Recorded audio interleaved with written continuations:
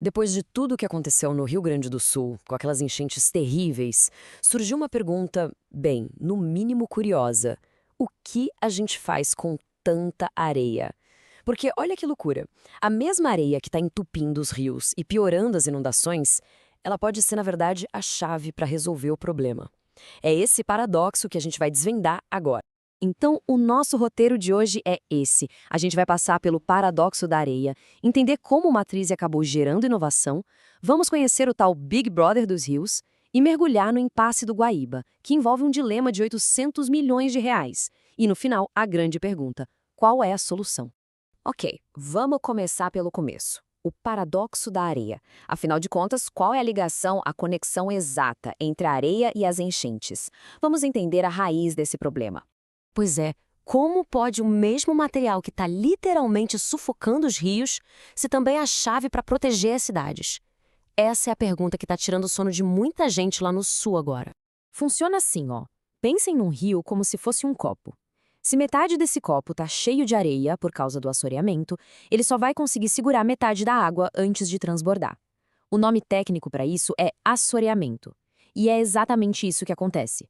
A capacidade do rio de dar vazão à água diminui drasticamente, e aí as enchentes ficam muito piores. E o Guaíba, que é para onde correm 5 outros rios, está numa situação super crítica por causa disso. Então, de um lado, a gente tem o problema. Os rios estão perigosamente cheios de sedimento, com a capacidade de água lá embaixo. E do outro lado, o gargalo. A indústria que poderia tirar esse sedimento de lá, a indústria de dragagem, está praticamente de mãos atadas. É uma situação bem crítica, né? Mas como é que a gente chegou nesse ponto? Para entender esse nó, a gente precisa voltar um pouco no tempo, lá para 2013. Foi quando uma crise acabou, por incrível que pareça, forçando uma baita revolução tecnológica no setor. Olha só a história. O Sindicato da Indústria, o Sindiareia, foi fundado lá em 1990. Aí pula para maio de 2013. Uma liminar federal simplesmente para toda a extração de areia na região. Pensem no caos, um ano antes da Copa do Mundo, com um monte de obra precisando de areia. A pressão foi gigantesca. E foi essa pressão que obrigou a indústria a se mexer, a inovar. Eles precisavam criar uma forma de provar que podiam operar com total transparência e responsabilidade. E o que saiu disso? Um sistema de monitoramento super avançado. Tão avançado que ganhou um apelido bem sugestivo: o Big Brother dos rios. Vamos ver em detalhe como é que esse negócio funciona. Esse sistema é o controle de dragagem por satélite. É uma ferramenta de monitoramento em tempo real que fica de olho em cada barco de dragagem licenciado 24 horas por dia, 7 dias por semana. A ideia é garantir que eles operem só onde é permitido. É um sistema único no Brasil, desenvolvido lá mesmo no Rio Grande do Sul e que dá um controle total para os órgãos ambientais. E o funcionamento é praticamente a prova de falhas. Primeiro passo: a draga recebe uma autorização via satélite para trabalhar numa área bem específica. É tipo uma cerca eletrônica. Segundo, a partir daí, ela é monitorada sem parar. Terceiro passo: se o barco sai dessa área permitida, um alarme dispara na hora. E o quarto e último passo: se em 3 minutos o barco não voltar para a área certa, o motor de extração é desligado remotamente de forma automática. É um belo exemplo de como a tecnologia pode ser usada para garantir o cumprimento das regras ambientais, né? A transparência é tanta que a própria indústria abraçou o apelido. Como disse o presidente do Sindiareia, Laércio Tadeu, é um Big Brother que a gente chama. Eles mesmos usam o termo para mostrar o nível de controle e fiscalização. Ok, chegamos num ponto central. Se existe essa tecnologia de ponta super transparente, por que raios a dragagem não está sendo usada para limpar o Guaíba, que está sofrendo tanto com assoreamento? É aí que entra o impasse. A resposta é burocracia. Tudo está parado por causa de um documento, o zoneamento ambiental.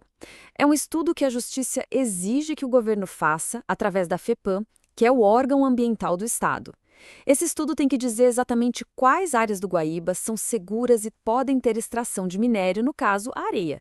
Sem esse papel, nada anda. E essa espera já virou novela. Olha a linha do tempo. Lá em meados de 2023, a FEPAM prometeu que entregava o plano até dezembro. Dezembro chegou e nada. Aí fizeram uma nova promessa para entrega durante o ano seguinte.